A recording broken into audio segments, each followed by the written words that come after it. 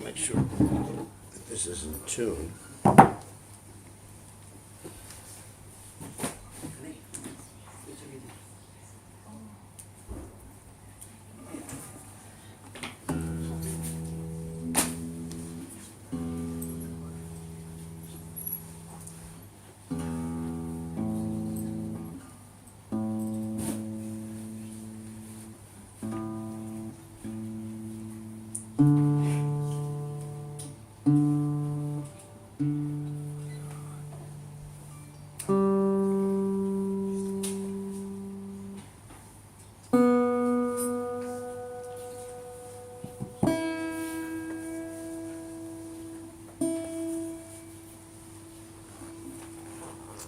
Okay.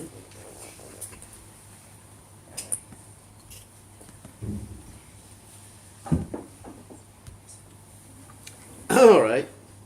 Now listen, it's a little different melody and a different way of chanting Jaiva Dharma. So you got to listen before you repeat.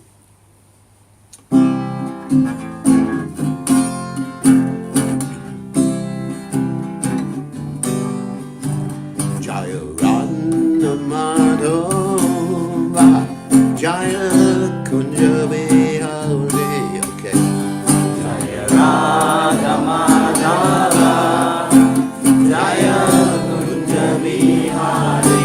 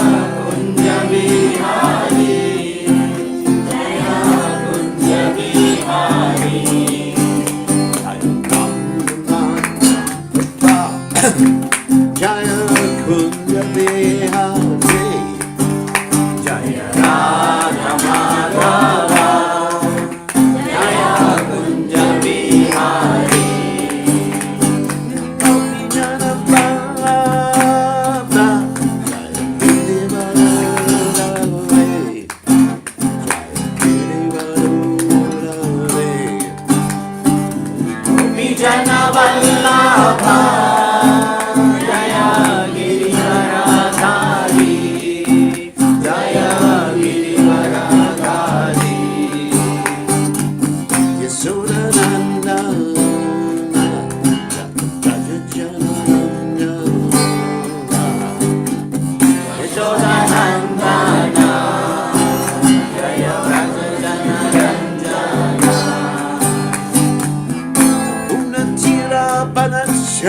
Jaya Kunja Vihari, Jaya Kunja Vihari. Yamuna Tira Padmachari Jaya Kunja Vihari Jaya Kunja Vihari Jaya Randa Madhava, Jaya Kunja Vihari, Radha Madhava Jaya Kunja Vihari Jaya Randa Madhava, Jaya Kunja Vihari. Jaya Radha Madhava Jaya Kunja Vihari Jai Om Vishnupad Paramahamsa Paravankacharya also Chada Sadashi Shimad, His Divine Grace Abhaya Chandananda Bhaktivedanta Goswami Srila Prabhupada Ki Jai. ISKCON Founder Acharya Srila Prabhupada Ki Jai. Ananda Koti Vaishnav Vrinda Ki Jai. Namacharya Srila Hridas Thakur Ki Jai. Prem Se Kaho Shri Krishna Chaitanya Prabhu Nityananda Shadvaita Gadadha Shivasati Gaur Bhakta Vrinda Ki Jai. Shri Shri Radhakrishna Gopakapanath Shyamakunda Radhakunda Giri Govardhan Ki Jai. Vrindavanam Ki Jai. Mathuram Ki Jai. Jagannath Swami Ki Jai. Munamai Ki Jai. Shrimati Lasi Devi Ki Jai. Samaveda Bhakta Vrinda Ki Jai. Gaur Premananda Hari Hari Bol. All glories the assembled devotees. All glories the assembled devotees. All glories the assembled devotees. All glories to Shri Guru and Gauranga Srila Prabhupada Ki Jai. Namam Vishnupadaya Krishna Prastaya Budale Shrimati Bhakti Vedanta Samaniti Namani Namaste Saraswati Devi Gauravani Pacharani Nivishesha Shunyavadi Paschacha Dejatarani. So, we are continuing with our study of Bhaktivinoda Thakur's Jaiva Dharma. For those of you who weren't with us before, the Jaiva Dharma is one of the most important books of Srila Bhaktivinoda Thakur, according to His Divine Grace, Srila Prabhupada. And the section we're reading right now deals with the different types of Vaishnavas. The Kanishta, that means materialistic Vaishnava, or the lower class. The Majjhima, the middle class. And finally the Uttama, or the best devotee, or those who are completely absorbed in Krishna's pastimes internally. So, and in this particular section we're reading right now, it's a conversation between a great devotee named Haridas Babaji and a sort of newer devotee. Is this stained? Died. Does it stain? I think it does. Does this stain? No, if it has water in it, moisture. Yeah, but sometimes I sweat. So I think it may not be a good idea, because I've ruined dhotis before. So if it has water, Then it does. the color runs, right? It does. Okay, so it's better not to take a chance. So anyway, there's a conversation between Nityananda Das and Haridas Babaji about the different types of devotees, and Nityananda Das had previously asked Haridas Babaji, what type of Vaishnava am I? So he wanted to know his own position. And he revealed his mind to Haridas Babaji, and basically he even revealed his anarthas to Haridas Babaji, saying that he was doing his bhakti for pratishta. Everybody knows what pratishta is? Pratishta means prestige. He would show symptoms of ecstasy. Just like sometimes you may see someone who is leading kirtans going, oh, I'm not saying in every case. Some cases it's actually ecstasy. Other cases, they may want attention. But I'll tell an interesting story in Lord Chaitanya's pastimes. Once upon a time, there was a singer who was singing songs about Anantashesh. Everybody knows who Anantashesh is. So, Balaram. And when Haridas Thakur heard these songs being sung, he started dancing in ecstasy and rolling on the ground in real ecstasy. Okay. And so everybody appreciated that, worshipped Haridas Thakur. Then there was a Brahmin outside who wanted the same pratishta, the same appreciation. And he started to do the same thing, and everybody kicked him. Or at least the snake charmer kicked him, the one who... And he said, but I was doing the same thing. He said, you were simply pretending. So we don't want to pretend and make believe that we're on a higher platform than we're actually at. And sometimes you see professional Bhagavad Saptaha reciters who are very dramatic. Oh, Radhe, Radhe, Radhe. Yeah. You ever seen that?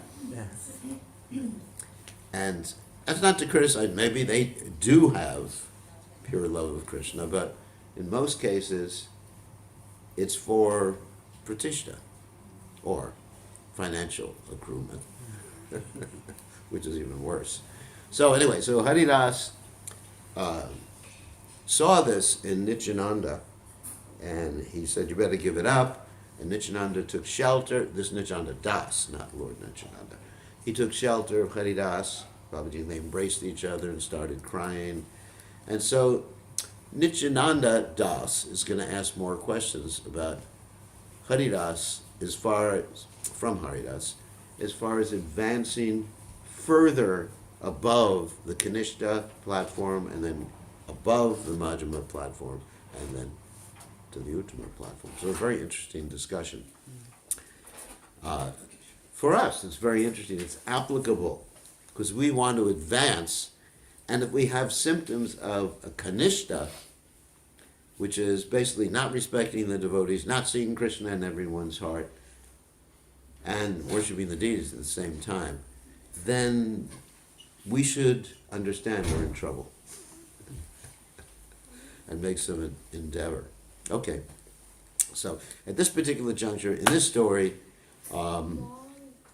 we find that they have both embraced each other, and Nityananda begins to ask questions.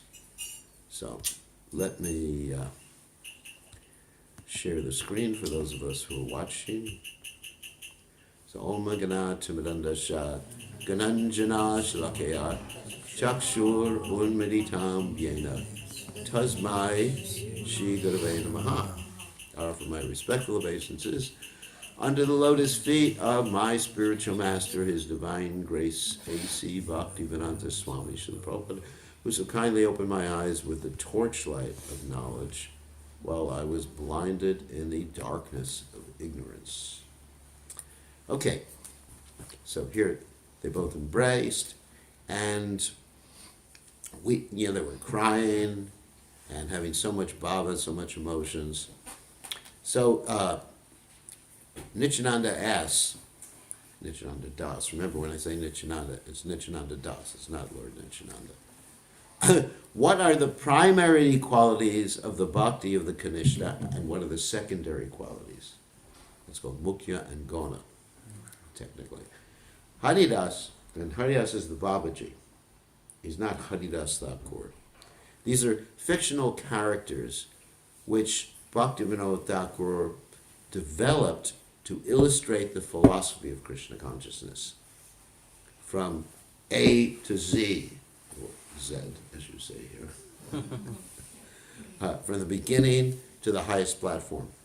Now some of the portions of the Jaiva Dharma are not applicable for us. They're later chapters. They get into really deep, esoteric ras and intimate exchanges between Radha and Krishna, which we don't read. We're not going to do that portion online. But if you're interested in hearing this class, every day it's online, and it's on my YouTube channel. It's recorded on the YouTube channel of Krishna Goswami. Anyway, so Haridas said, this is Haridas Babaji, the primary qualities of a Kanishta, the lowest grade of devotee, which is almost not a devotee. It's called Vaishnava Praya, or Chaya Vaishnava, a shadow Vaishnava.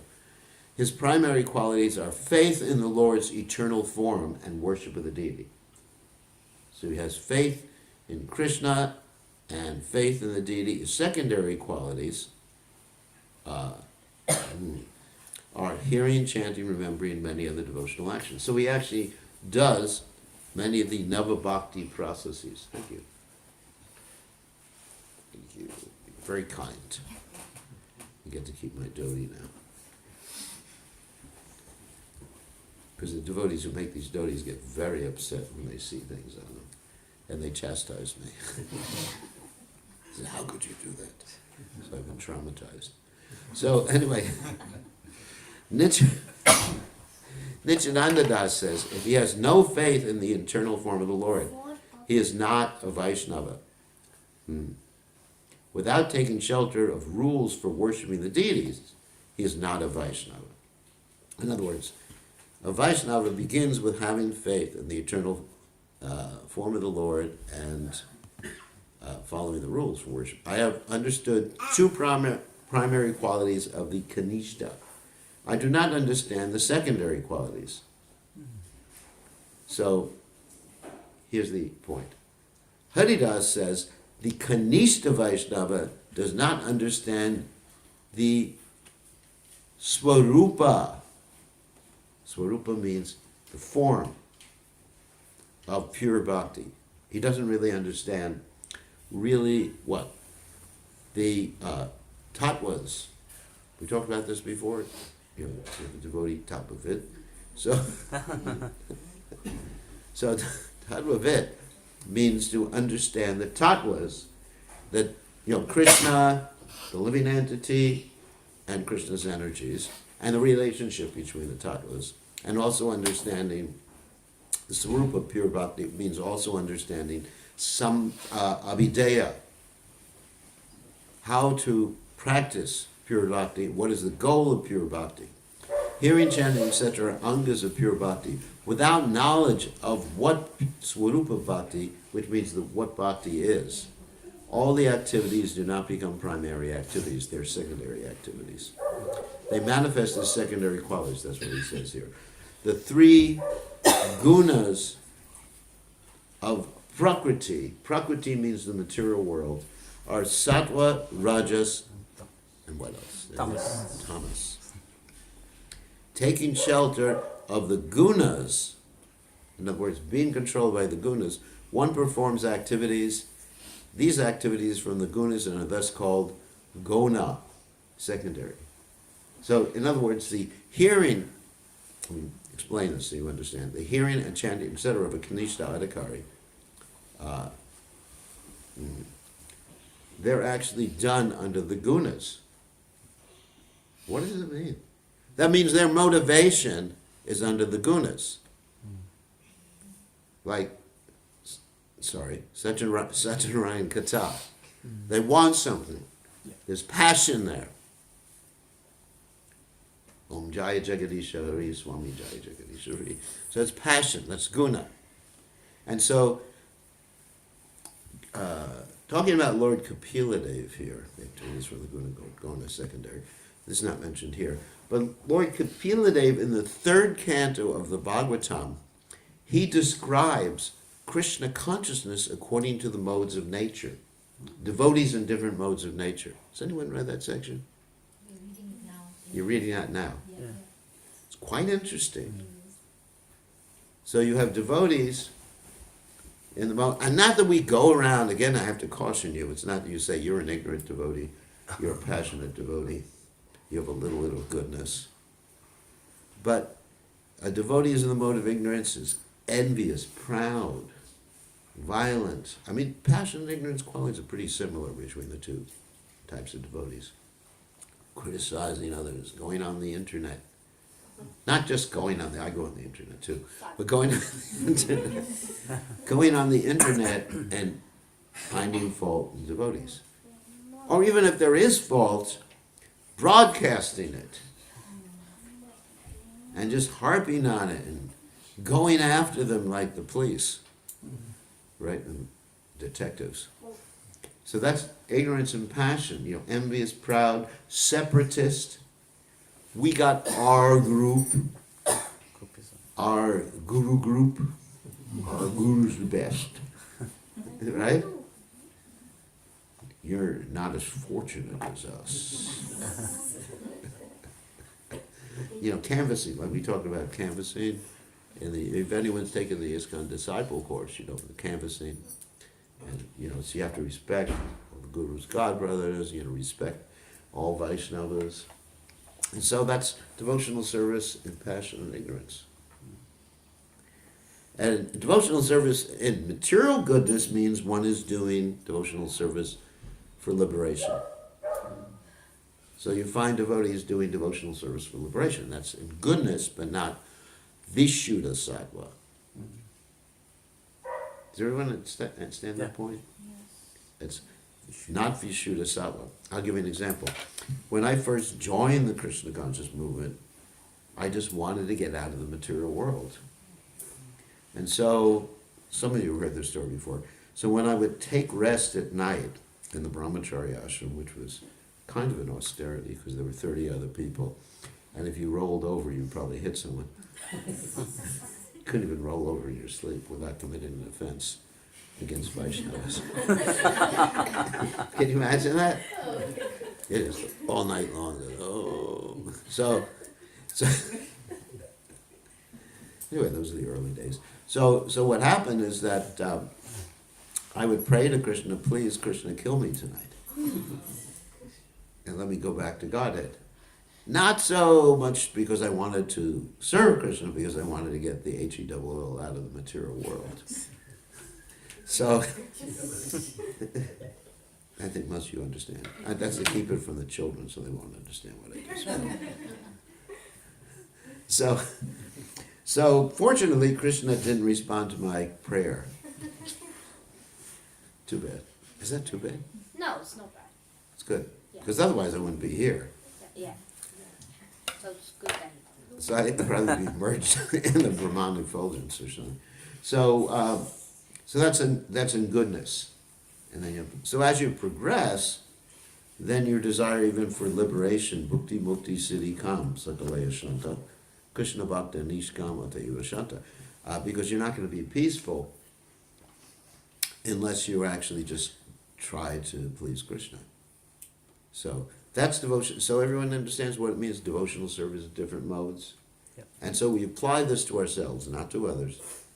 And we say, if my criticism or envious of others, where's that coming from? That's the mode of passion or ignorance. So think about it. Because oftentimes our minds, we look at someone and we say, they're really not so spiritual, or whatever. I probably gave the example of someone who was envious, and his friend, so-called friend, became a high court judge. And Prabhupada said, this person said, or thought, this person may be, my friend, may be a high court judge, but he's not getting any salary. So we always think of ways to bring people down, isn't it? Competition. But spiritual competition is also good. We bring people up. Like Prabhupada encouraged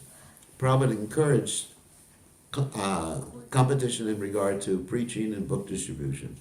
And then we glorify the other person. We don't denigrate. It's not like in a sport game. Anyone's played sports here where you denigrate the other party? Yeah. It's part of the chivalrous activity, isn't it? You just like, you're useless. You can't spike a ball. You're crippled or something like that. Kind of. Did you ever say something like that? Yeah, you did. That's not an offense because that's chivalry.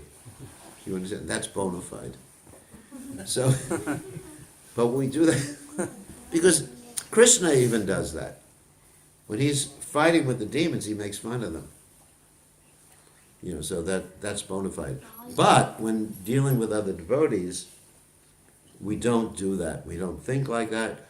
Whenever the thought comes in our mind to criticize a Vaishnava, instead we substitute the thought of praise. We look at the person's good qualities. Like Prabhupada said, we shouldn't be like the fly. The fly goes to dirty things. Like if there's stool or something like that, the fly, we should be like, who knows what we should be like? The honeybee. The honeybee goes for the nectar. Or like the swan that is able to separate the dirty water from the clean, whatever it's eating. So therefore, the activities of a Kanishta Adhikari, such as hearing, chanting, remembering, etc., are done being motivated by the modes of nature. It's interesting, isn't it? Prestige, or money, or power, or position. We find this sometimes here in ISKCON, people want to be a temple president or something like that for the point of control. So, anyway, interesting statement. When hearing, chanting, etc. manifests beyond the gunas, then they become the angas of bhakti. Think about that. When we hear and chant about Krishna, about Krishna's devotees, and it's not influenced by the gunas, what does that mean? It's influenced by the desire to become Krishna conscious, there's pure desires, or it's influenced by the desire to please the Vaishnavas, or it's influenced by the desire to please my spiritual master. That's beyond the gunas. But there has to be some positive motivation. It can't be just, I'm beyond the gunas, but I have no motivation. It doesn't work like that. Because the soul is active, the soul always has motivation, the soul has desires. So you have to have spiritual desires to get rid of the material desires. As I've often said before, you can't do a don't. So, at that time, they are beyond the gunas. Then one becomes a Majjhima Adhikari. So, until your motivation is spiritual, your performance of bhakti keeps you on the platform of Kanishta. So here we're dealing with motivation. It's heavy, isn't it? If you think, what is my motivation? Why am I doing what am I doing? Oh my God. Just because I want prasadam? Why did I come to the morning program? I wanted prasadam. I wanted my picture in the Facebook page that Guru Maharaj is going to put up. That's why I came this morning. So anyway, it's a good motivation. So anyway, so Nityananda Das said that Kanishta Vaishnavas have the fault of karma and jnana. Karma means they want things in this world, gross things, and jnana means liberation. They are tainted with other desires. Desires, motivation, same thing. Motivation, desires, same thing. How can he be called a devotee? So he's saying, how can you call someone who's motivated by these desires a devotee? Because a devotee means one who is devoted. If I'm doing Krishna consciousness for some ulterior purpose, some other purpose, then I'm not devoted. Therefore, I'm not a devotee. Actually, Lord Chaitanya was asked one time, are you a devotee? And he said, I'm not a devotee. Because if I was a devotee, I couldn't live, Lord Chaitanya said, being separated from Krishna. So, actually, one time a devotee wrote Prabhupada a letter and called himself a devotee, and Prabhupada said, a devotee never says he's a devotee. Oh. Prasadam. All right, that's the motivation. A devotee never says he's a devotee or thinks of himself as a devotee. And the only times when we can actually say we're devotees is when someone comes up to us in the street outside of Krishna consciousness and says, "Are you a devotee?" Then we can say yes. Because if we say, "No, I'm not a devotee, I'm just a materialistic rascal," it's not going to work. Yeah. And he's going to think, "You Hare Krishnas are hiding again. You're cheating," because the devotees sometimes. It's interesting, when you wear a dhoti, people say, "Why you dress so strangely?" And then when you don't wear a dhoti, why are you cheating people and hiding the fact that you're a devotee? So it's damned if you do, damned if you don't. So, anyway, so the root of bhakti is faith. The person who has faith is qualified for bhakti. There's no doubt that the kanishta sits at the door of bhakti. He has faith or conviction in the form of the Lord. I mean, that's why he's doing the Satcharayan Katha. When the kanishta devotee has faith in the deity form, he becomes qualified for bhakti, but he hasn't attained bhakti until he actually does things with the motivation that's pure. Nityananda Das said, when will he actually attain bhakti? When will he actually enter the door of bhakti and attain bhakti? Haridas said, when his contaminations of karma and jnana are destroyed, and he has no desire except for pure bhakti. We definitely need to look in our own hearts. He has no desire other than for pure bhakti. Ooh, that's a high bar to jump over, isn't it? Yeah. When you think about it, no desire other than pure bhakti. Okay, leaves me out. So anyways, you always be humble like that. And he can distinguish between serving devotees and serving guests, and when he desires service to the real devotees, which is favorable to bhakti, he then becomes a pure devotee or Majjhima Adhikari. In other words, the key to get rid of the contamination of karma and jnana is to serve the real devotees, the Vaishnavas. Mahat sevam ahur vimuktes. That is serving the great devotees. I mean, what? Sadhu Sangha, Sarva Sashrakoi, Lavamatra Sadhu Sangha, Sarva Siddhi Hoy. And so many statements like that. Satam Prasangan Mama Virya Sambhavanti Vikara. Anyway, so many verses I can throw out.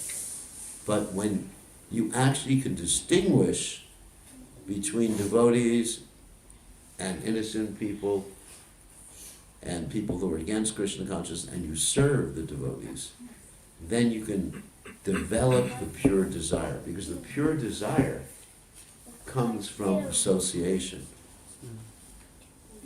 It doesn't come from, it's not that you go into your mind and you think, gotta have a pure desire, gotta have a pure desire. Oh no, I have so many other desires, oh my God, what am I gonna do? This is depressing. I should just give it all up, If I'm just going to remain a Kanishta Adhikari, I might as well just forget about the whole thing. No. You take the strategy, or you employ the strategy of associating with great devotees by hearing, like you hear from Prabhupada. Sometimes people say, well, there's no great devotees around here. Well, maybe there are, maybe they're not, I don't know. But you listen to Prabhupada. Now with the internet, anybody can listen to Prabhupada anywhere in the world, basically. I mean, it's amazing. Okay. So then you become a pure devotee Majjhima Adhikari, when you serve a pure devotee. Simple. It's really simple. Nityananda Das said, pure bhakti arises along with Sambandha Gyan. Oh, in fact, that's that you don't know what Sambandha Gyan just basically means to know the nature of Krishna, the living entity, and Krishna's energies and the interrelations between them. when does sambandha jnana arise so that he becomes qualified for pure bhakti? When does one get that information or realization? Haridas said, when jnana, that's knowledge at this particular point, is contaminated, when jnana, contaminated by Mayavad philosophy, is destroyed, then he has real sambandha jnana. Mayavad philosophy means basically there's no God, or we're all God, or something material. Sambandha jnana and pure bhakti arise together. In other words, Vidami buddhi yogam tam yenamam upayanti te. So if your motivation is there, te sham, sati yuktanam, and then bhajatam, what priti, with love, purvakam, the process of serving Krishna with love, bhajatam priti purvakam, the dami buddhi yogam tam, then you can understand who Krishna is, what the material energy is, and what the jiva soul is. Only then. Then you have to serve Krishna, and serving Krishna with pure love means to serve his devotees. Practical. As Krishna says, one who says he is my devotee is not my devotee. One who says he is a devotee of my devotee is my devotee. Right? Dasa dasa, dasana das. Lord Chaitanya said what? Gopi Bharta Padakamala. Dasa dasa, dasana dasa. Servant of a servant of a servant of a servant of the devotees of the gopis who serve the Supreme Personality. Got it? Haridas said, Nityananda says, how long does it take? And this is interesting. Haridas said, according to the strength of his Sukritis, past life devotional acts. Now, okay, don't get worried. Said, I don't have too much Sukritis. Oh my God, what am I going to do? Well, Prabhupada said, before, excuse me, before we met him, we had no good fortune. And Prabhupada created our good fortune. So even if you don't have all the Sukritis, means good activities, devotional acts in the past. Last life I was probably Hiranyakashipu's good friend, Life before that, I worked for Ravan, Not just his friend, I was, anyway, one of his sons. So no Sukriti, so you don't worry about the past lives. Because we have Prabhupada, that's the advantage that we have. We have Prabhupada, and Prabhupada creates a good fortune. So, so Nityananda Das says, from the Sukriti, what happens first? Haridas said, association with devotees. That's the first thing that happens because of good fortune. Now I know that my Sukriti occurred when I heard Prabhupada on the radio, chanting Hare Krishna Mahamantra. Then, whatever was the past life is not important. Like Bhaktivinoda Thakur said, trust no future wherever pleasant, and don't dwell on the past. I have so many bad samskara impressions. Nityananda Das says, when association occurs with the devotees, what happens? And here Haridas is quoting, actually the verse that I actually started to quote a few minutes ago. It is said in the Bhagavatam, this is Lord Kapila Dev, Satam prasangam mama virya samvado bhavanti vritkarna vrasayana kata tajoshana dasyo apavarga vardmani shraddha rathir bhakti anukramishati. From association with the best devotees, topics of my glorious pastimes become directly realized, bringing the devotee to nishta. Now, nishta means steadiness in devotional service. Then the topics become an elixir for the heart. Elixir means like tasty medicine. Elixir is tasty, and it's also a medicine for the heart. And ears at the stage of ruchi, which means having a taste. By the taste for these topics, asakti means complete attachment for Krishna and no attachment for the material realm. Bhava, emotions, and then prema for the Lord, who is the destroyer of material life, quickly develop in sequence, one after the other. Bhagavatam 3:25-25. So I'll give another translation to this. By the association, satam prasangam, by the association with the pure devotees, satam, those who are actually absorbed in Krishna, and they hear about Krishna's virya samvidat, that means talks about Krishna's heroic activities. Just like Prabhupada gave me the name Veer, which is actually Sanskrit Vira, Vira, which means heroic. So Krishna's heroic.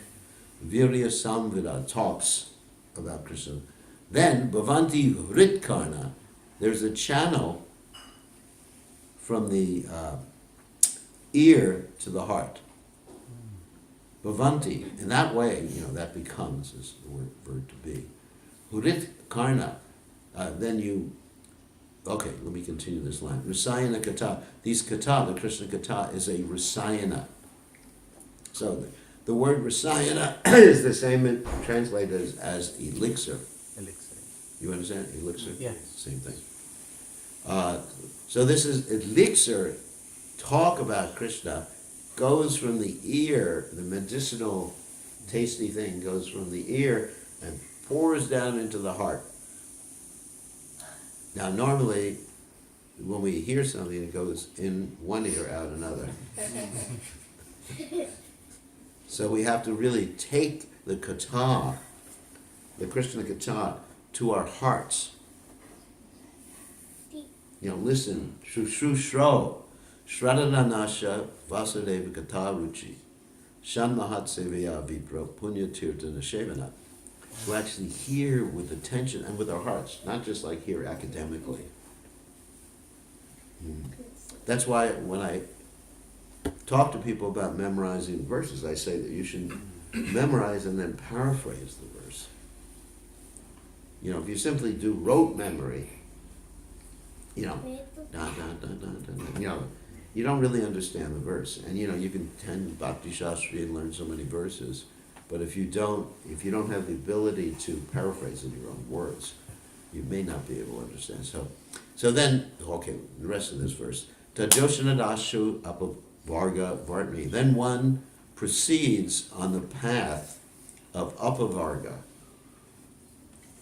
Apavarga means liberation. Pavarga means material entanglement. Like working hard, the acharyas analyze this in Pama, Vaya, Purishama, like that, is working hard, foaming at the mouth, fainting, dying, Vaya, fear, and finally mrityu. So the Vardmani means path in Sanskrit. So one proceeds on the path of getting out of the material world, and one gradually acquires Shraddha. Does everyone remember how I analyzed the word Shraddha? Wholehearted. Yeah, giving one's heart. Shrak, it's like from the word shrak, which means heart in Sanskrit. Da, to give. So you're giving your heart to Krishna. It doesn't mean simply belief.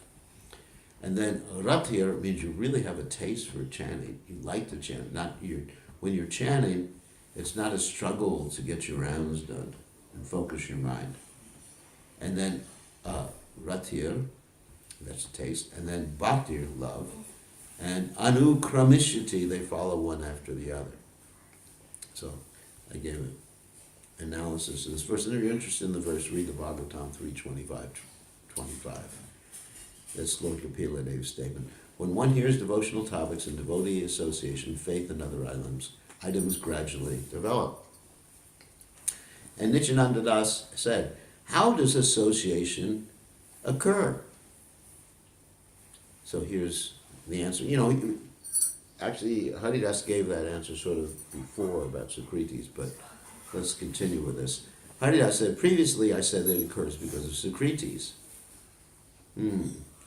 Bhavapavargo marmato yada bhavaj janasyataryachutat satsamagama satsangama yari tadhaiva satkatau paravareshe tvaye jayate mati. When the material life of a wandering soul has ceased, O Achyuta, he may attain the association of your devotees. And when he associates with them, there awakens in him devotion unto you. In other words, when one becomes materially exhausted. In other words, by the mercy of Krishna one gets Guru, and by the mercy of Guru one gets Krishna. And another verse is Brahmanda Brahmate Kanda Bhagavan Jiva Guru Krishna Prasadipai Bhakti Latapish.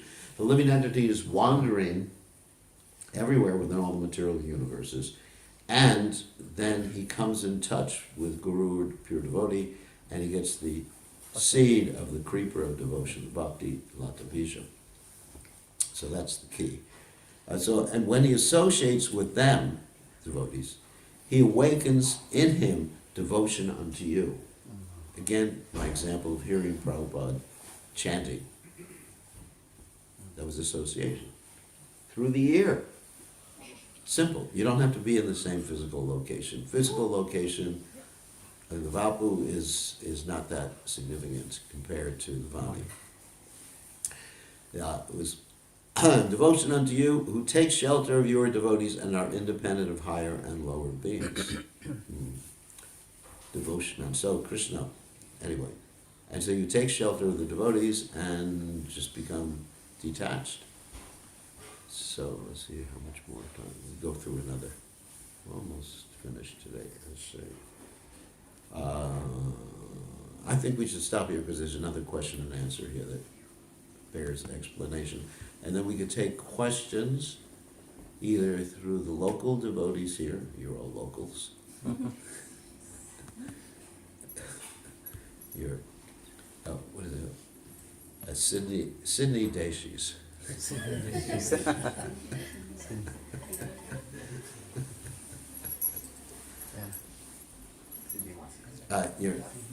You're either ABCDs or ACDs. You're either, some of you are Australian-born confused Deshis, and some of you just Australian confused Deshis.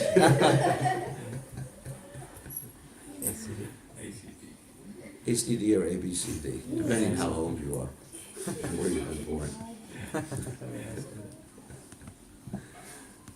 Anyway, gotta have a sense of humor nowadays. Okay, so I can either take questions from the devotees here or the questions from devotees online. So, yeah. So Gurudev, you were explaining about Sattva and Vishuddha Sattva. Yeah. So for Vishuddha Sattva to attain, so do they need, will they have material bodies like Lord Brahma, Lord Shiva? They have material You can be Jivan Mukta. Jivan Mukta means liberated even while you have a physical body. Yeah. You don't have to give up your physical body to be in Vishuddha Sattva. Okay. Yeah, I mean, pure devotees here in this world, they take a physical body. I don't want to use the word material, because material is something used for material purposes. So physical, I think it's more scientific to use a physical body, terminology, physical body.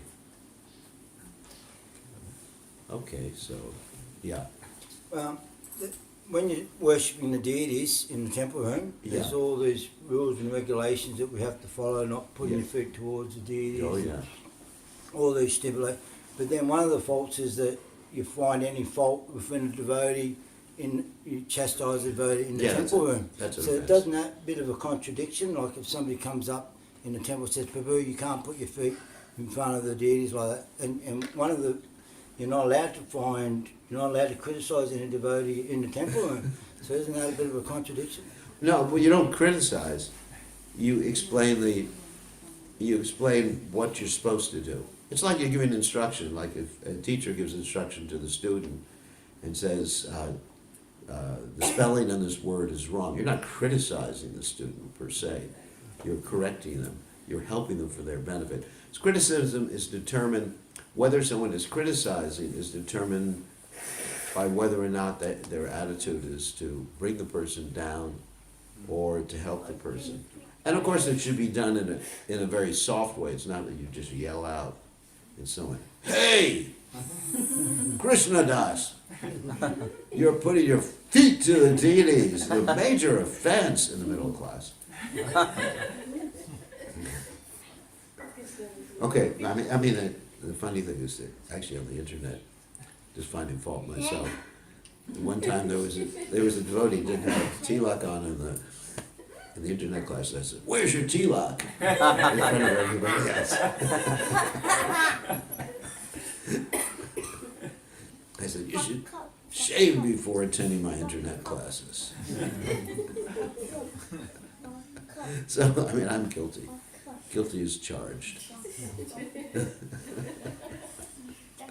So yeah, if it's done to help the person, and the spiritual master, also the spiritual master has the right, the adhikar, to do something like that. So basically, yeah, I mean, one has to understand how to apply those particular rules and regulations. And some of them may not be applicable. Like there's that injunction, one should not go before the deities wearing red or blue. And Prabhupada said, Prabhupada said, Wow, Ishwar, how dare you. I didn't even notice it. So Prabhupada says that's not important, you know. So I mean, certain things, yeah. And you shouldn't be yelling loudly in front of the deities. I mean, so these rules have to be applied according to the Acharya's instructions. Yeah. If you can't chastise in front of the deities, should you wait afterwards, like when you go outside the temple, or in front of the deities? Well, I wouldn't chastise. Okay. I would just correct. Correct. There's a difference between chastise. Chastise means you're a rascal. Okay. And correct would mean, you know, please do this. You know, you can ask people to do that. I'm pretty sure, I'm not 100% sure, but it said that you shouldn't correct anybody in front of the deities. No, you can correct them to help them. Yes, fine, you have to do that. Okay. And if you don't do that, you're culpable for that same offense. Okay. So it's a fine line, but obviously you do it kindly, and you say, you know, please everyone, please don't turn your back to Prabhupada, please don't turn your back to the deities, don't, you know. Sometimes you have to do that, especially in a small temple room like you have here. It's very hard for people to be seated in the proper situation. Yeah, good point. So there's some questions online here. Let me take care of that first. Hare Krishna, please accept my obeisance, okay. Does hearing from a pure devotee mean we're serving them? Yes. If one is very enthusiastic to hear but not enthusiastic to chant, what does it mean? It means you're not hearing properly. You're just listening without hearing. Here's another one. Family members of devotees of devotees get a chance to become Krishna conscious devotees this or next life if they desire it. Is it the same for devotees who left devotion? If they still don't desire later, then did they get lost? Or since they chanted, performed devotion, and they already are under jurisdiction of Krishna and Krishna, will Krishna bring them back somehow or other? Is it Gurudev? Oh my God, who asked this question? All right, so I'm not going to say. So devotional service is never lost, but, and as far as Krishna bringing you back, eventually, it may take 100 or 1,000 lifetimes, depending on you. It doesn't, you know, Krishna doesn't take away your free will. Okay, who has another? You have a question here. Yes. Thanks, Guru, for the class. And Yeah. Just a question on the chapter 17, where Lord talks about the Shraddha Vibhaga Yoga, divisions of Yeah, divisions of which faith. also has a similar kind of interpretation where Yeah. one's faith is developed based on the modes of The modes of nature they're in, based yeah. on what they eat. Right? So Right. is that somewhere related or can lead to one becoming a Kanishta Vikari or Madhyama or can The, that lead to this or is the modes of nature, yeah, I mean, yeah, one's faith is determined by what mode they're under. If their faith is not according to Shastra, actually, the question that Arjuna asks, what is one's faith if it's not according to Shastra? Yeah. Is it, so it doesn't always apply to devotees. If devotees, even a Kanishta may have faith according to Shastra, but may not understand Shastra. So faith that's not according to Shastra, is it in passion, goodness, or so it's usually referring to something outside of devotional service. People who have different types of faith, they may worship the demigods or demons or ghosts.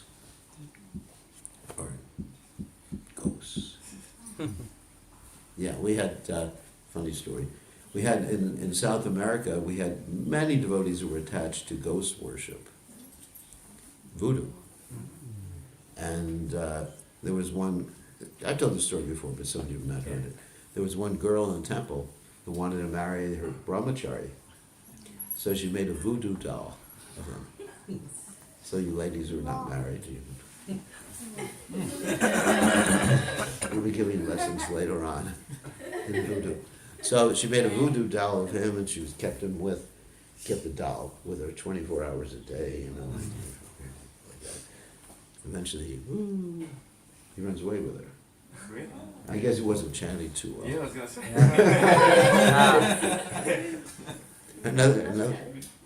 Another time there was a devotee in Brazil who was on book distribution, and one of these voodoo ladies fell in love with him.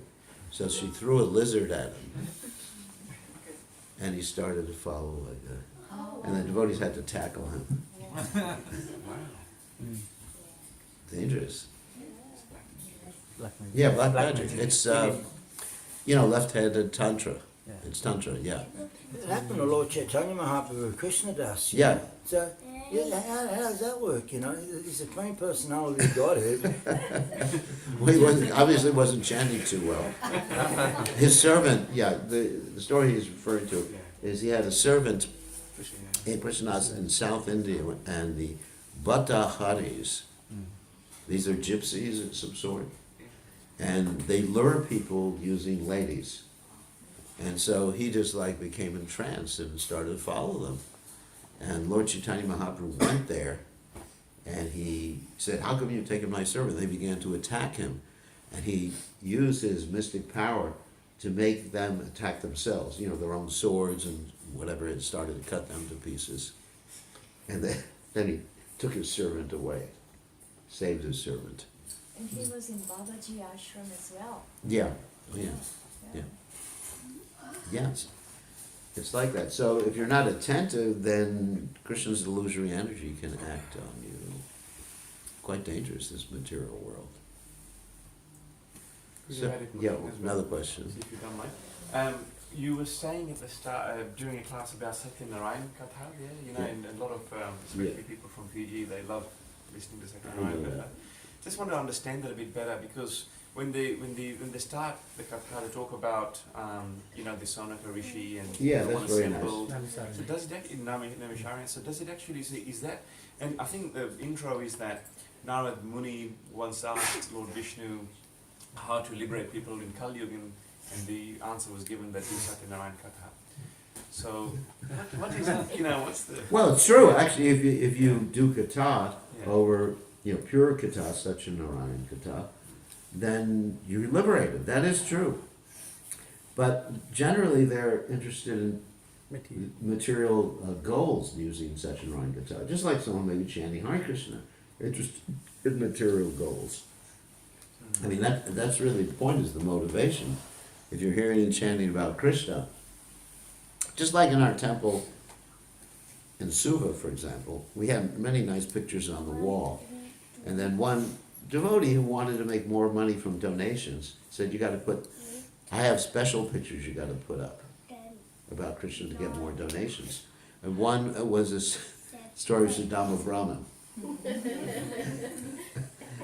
So that's like the same thing. I mean, the story is pure, yeah. But if you tell the story, we're building a new temple here in Western Sydney, and I want to tell you the story of Sudama Brahman. He gave everything that he had, which is very little for him, but he gave everything. The point is you give everything. He even gave rice that he didn't have because he borrowed it from a neighbor. So he even, took a loan out. He mortgaged his house for a little rice to give to Krishna. And Krishna took a little chip rice. And guess what happened? When Sudama Brahman got back home, there was a mansion, a swimming pool, servants, Tesla cars in the garage. Who wants to give a donation to the new temple, Western Sydney?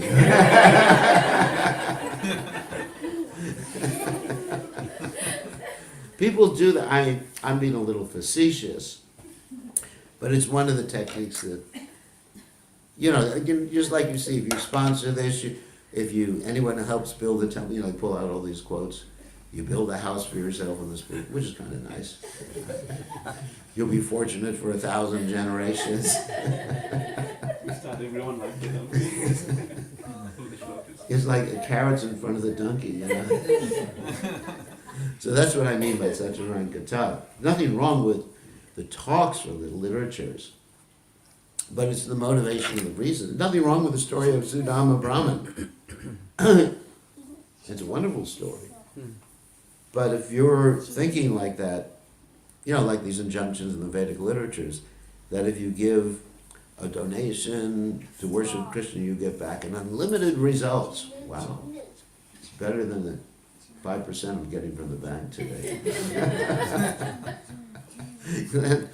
Really, our motivation should be to please Krishna. We should be.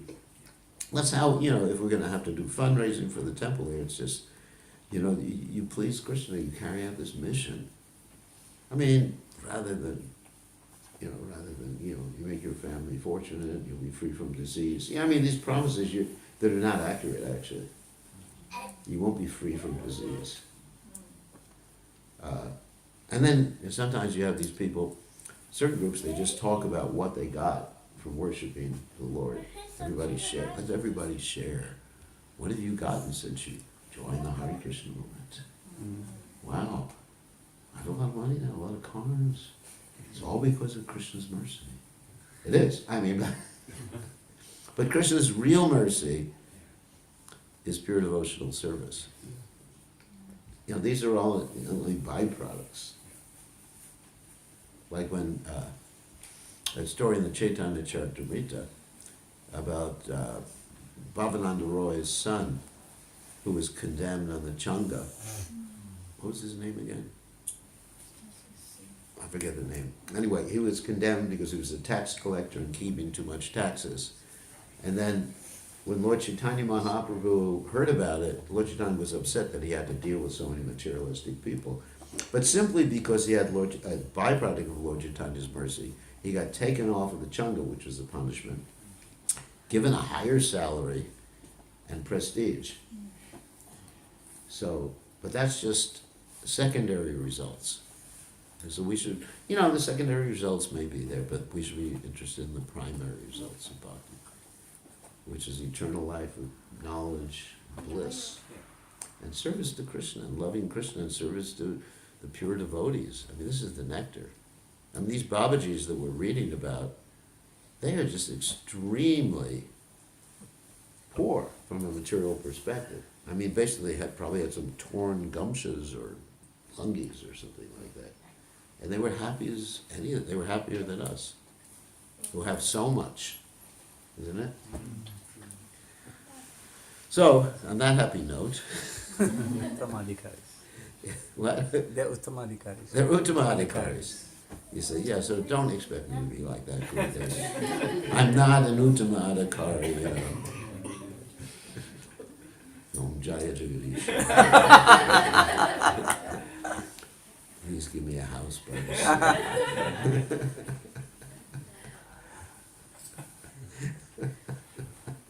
Isn't it? Yeah, I have to act according to my platform that I'm at. I have to be natural, Guru Maharaj. Anyway, I have to say that one time I was in extreme pain. I was praying to Krishna to relieve the pain. I have to be honest. Yeah, I had kidney stone, and it was just like, Krishna, Krishna, Krishna, help. So I have to be honest. I didn't say, I just want pure devotional service. I said, Krishna, if you want me to serve you, I have to be able to think clearly. So we have to be honest. But Prabhupada, being a pure devotee, he said to the devotees, you pray to Krishna, if you so desire, please cure Prabhupada. And we're saying to Krishna, you better so desire. Cure me. You know, you want me to serve you. You know, like the children say to the parents, you want me to be happy and be a good son, buy me a car, get me... Casey was nodding at this, yeah. Okay, on that happy note, so we should end class right now. All glories to Srila Prabhupada. All glories.